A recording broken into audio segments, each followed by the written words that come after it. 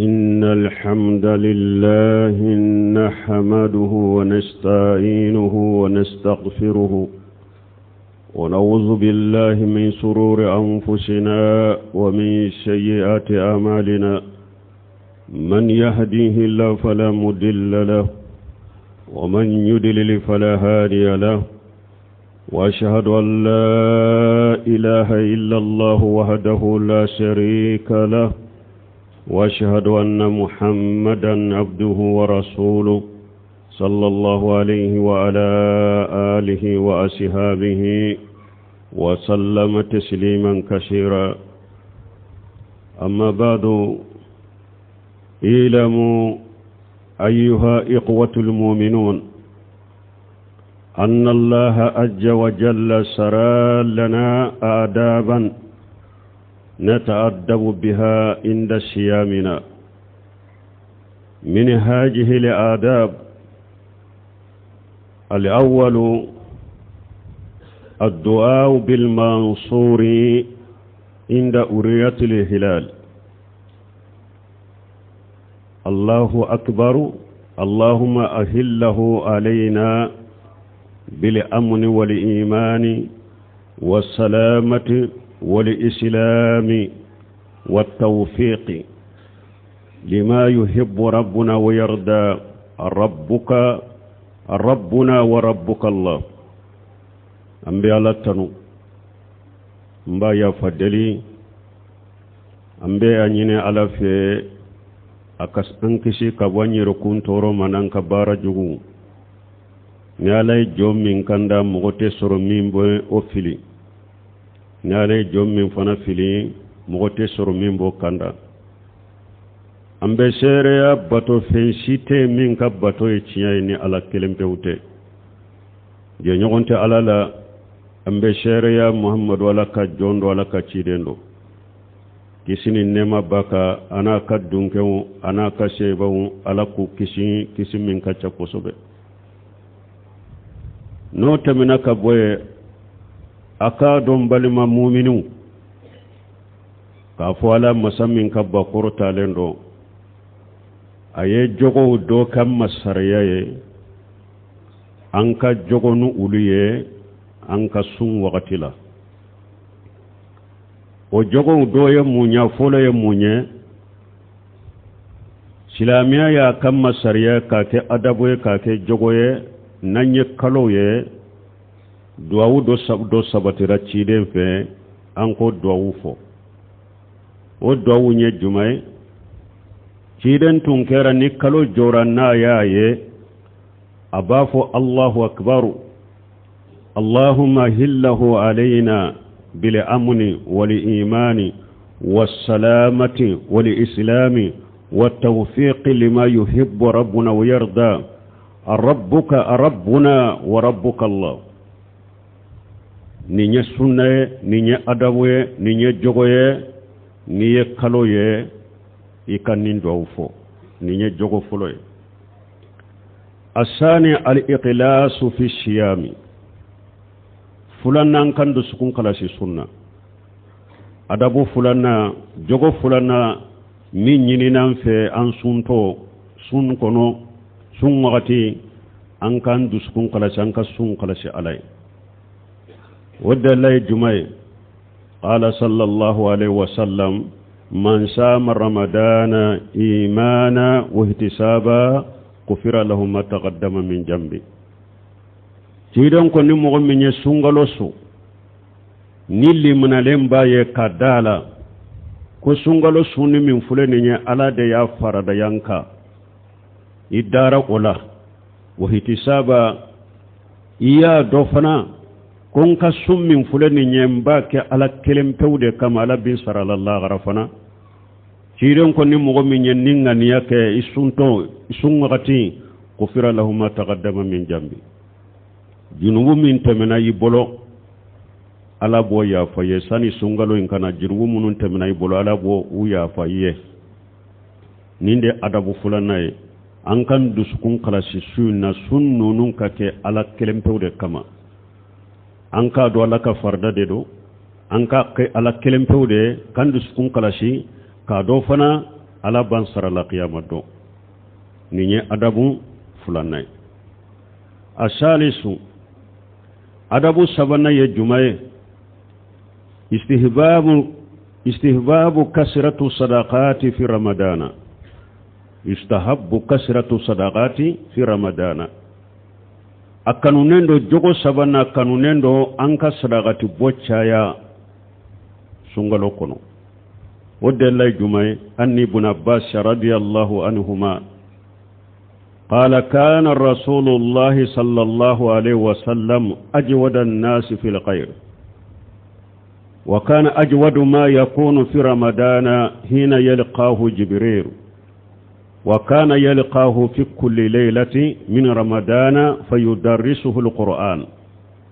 قال رسول الله صلى الله عليه وسلم كان أجود بالخير من ريح المرسلة ni hadisa be buhari ni muslimu kono abdullah ibn abbas ko cirende tunye fonnan shire kateme mo beka ko ciren ka fonnan shiriya kwa tumbe jidi ka caya sungalo kono nala wakati minni jibril ba kumbe nyogonya ako jibrila tumbe ciden kumbe nyogonya sungalo suwosu sungalo la jibril tumbe ciden kumbe nyogonya nube na ba kala qur'ana la nube qur'ana kala nyogon fe awa ko cide sungalo in kono nala ko ciden ka fonnan siriya tumbe ci kateliya komi finye cile ciden tunye fonnan sira ka fonnan sira be caya kateliya sungalo kono komi finye cile donc ni nya yirana ni nya adabu sabana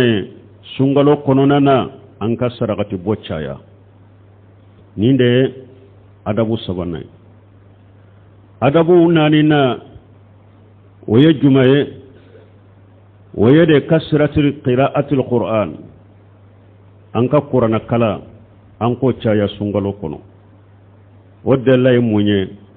shahru ramadan alladhi unzila fihi alquran hudan lin-nasi wa bayyinatin min al-huda wal-furqan faman shahida minkum shahra falyasumhu ala ko sungalo ko qur'ana yere jigini damina sungalo dela wala sungalo ya qur'ana kalode ani ambora jirula ka hadisa minna ibn abbas ka hadisa minna sungalo suwosu jibrila tumbena ni cidembe qur'ana kala wala anka qur'ana kala sungalo kono ni nye adabu nani nay adabu duruna at-tabyit bi siyami fi at-tabyit fi sawmi al-fard at-tabyit bi niyyati fi sawmi al-fard fardasu ikanga niyata depisu felala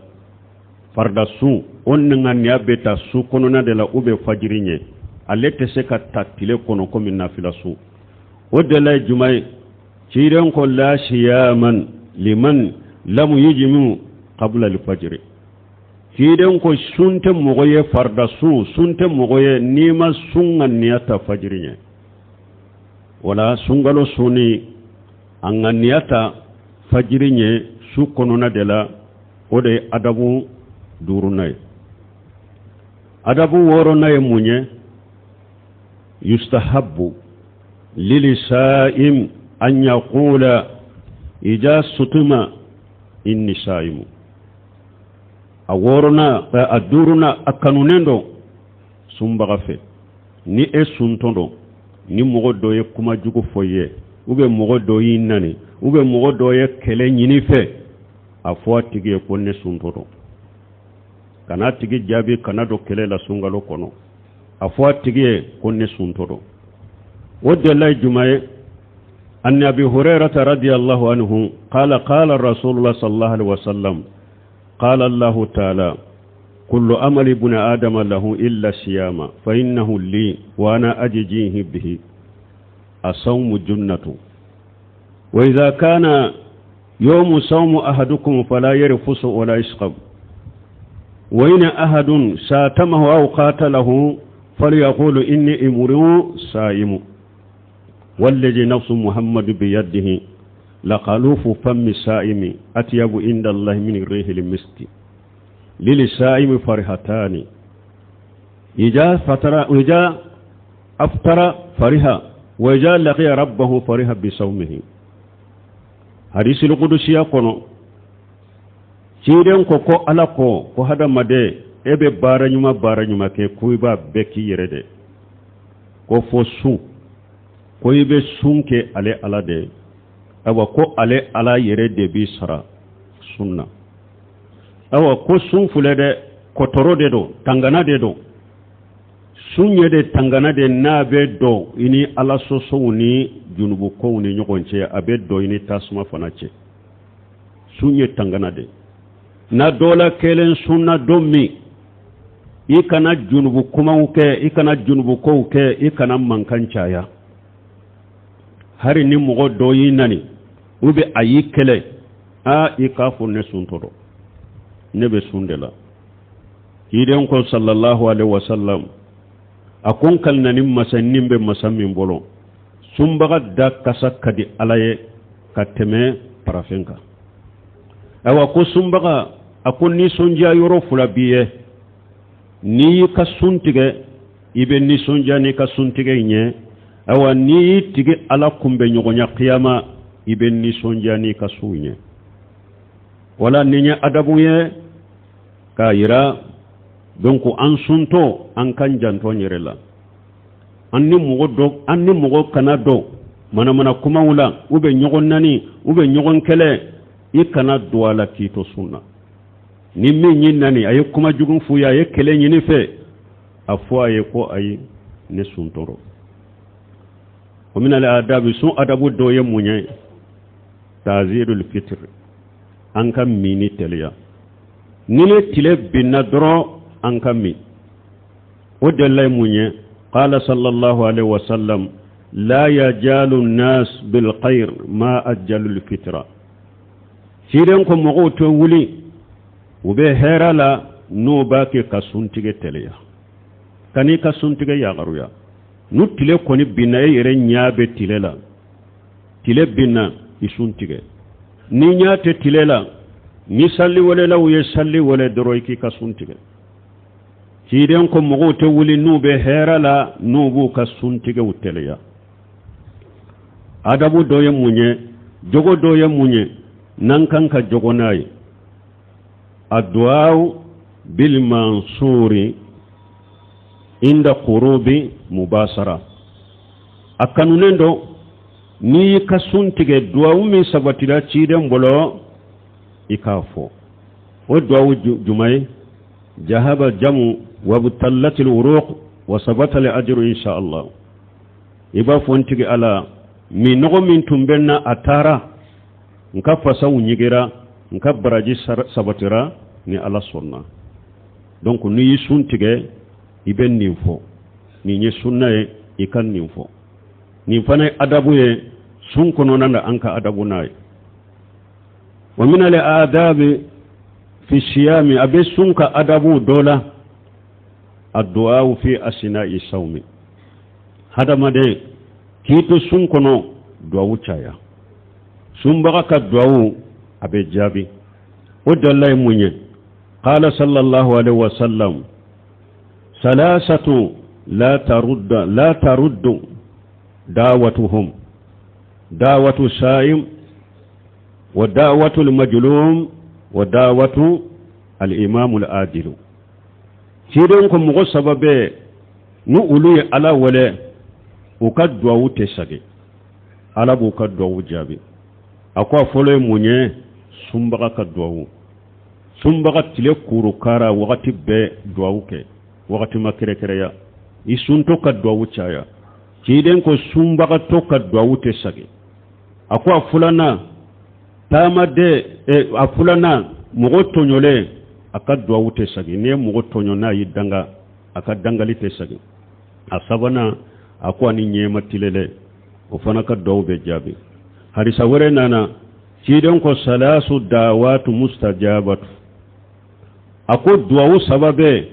ko lube jabi de da'watu usaim sumbaga ka duwawu wa da'watu almusafir ani tamaden ka duwawu wa da'watu almajlum ani mogo toñolen ka duwawu wala akkanunen do adabu do jogo ñuman do an be sun min kono an ka duwawu caya barakallahu li wa lakum fil qur'anil hakim wa nafani wa iyyakum bima fi min al-dhikril hakim aqulu qawli hadha wastaghfirullaha li wa lakum wa lisairil muslimina min kulli dhanbi wastaghfiruhu innahu huwal ghafurur rahim.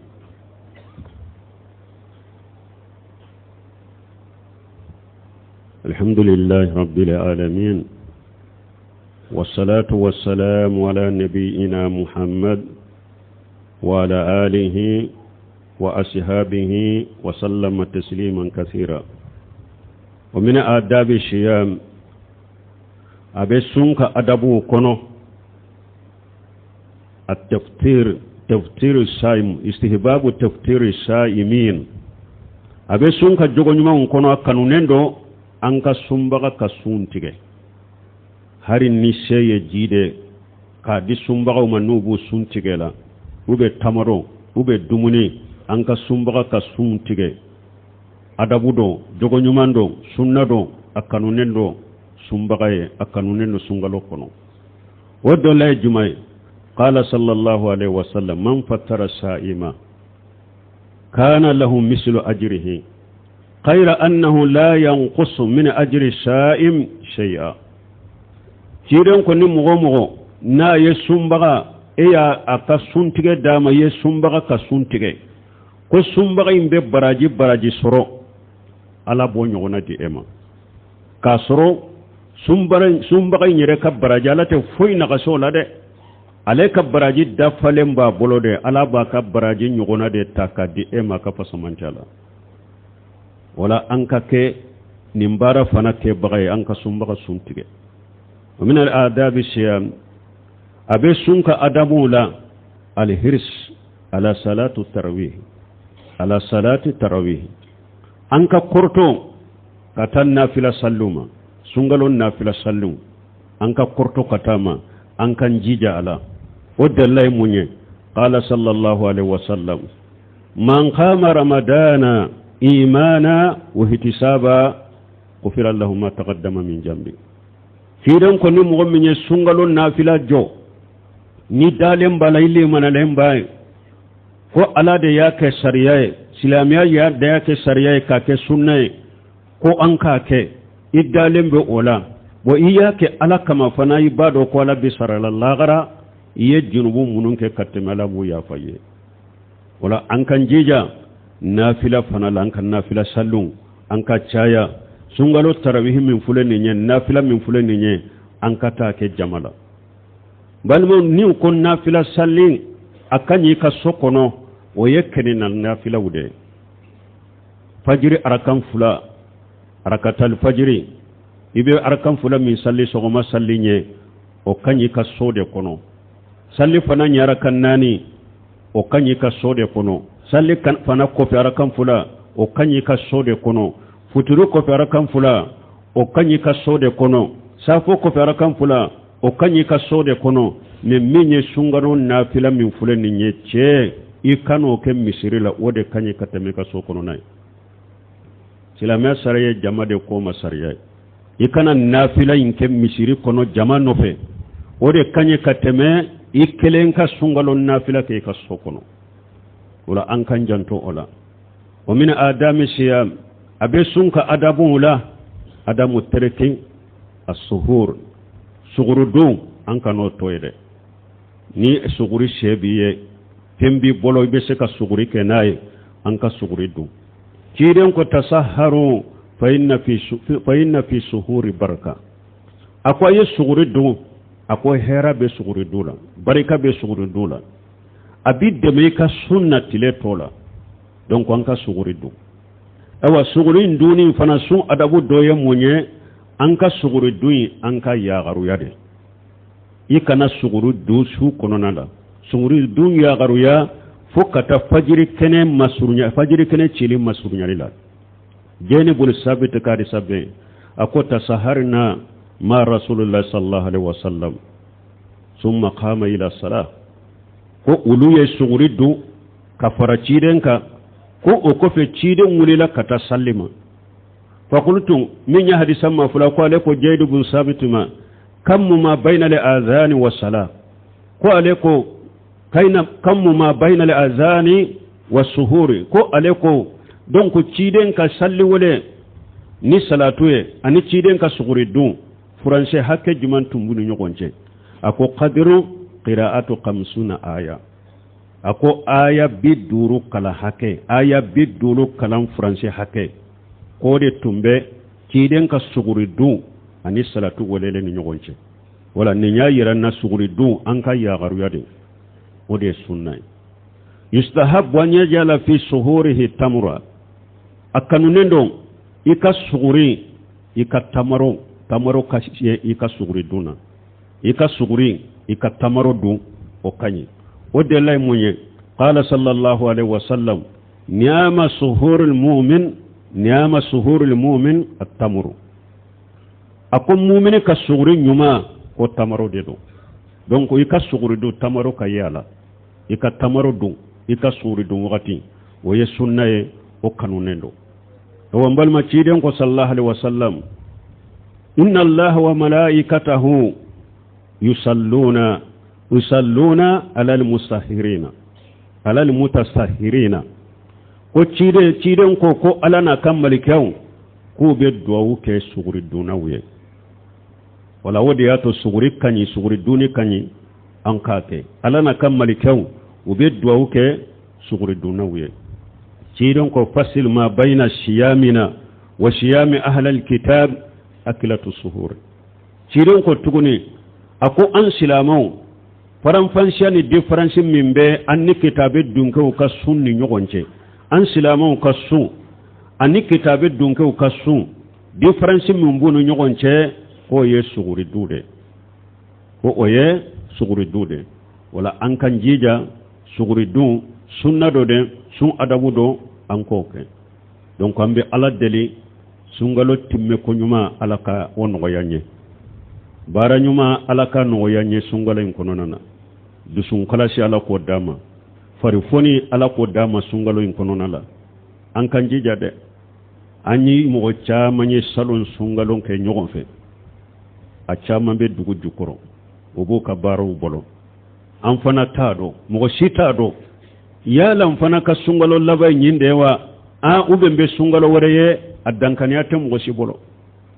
wala kelen kele ka jatemina anyere ko anyere an ka jatemina anyere bolo a ka fonni sungalo fana fulenne ka sungalo labanne nki nyere jija kono o beke sababu ye ibi chesri ifani be foni ambe ala deli ala kanka bato baranyuma munu be ka kono ala komina alangan ka jamana suma degum munu ni geleyam munu be jamana en kono ani fitina munu be jamana en kono ala ku wuli ku bo jamana en kono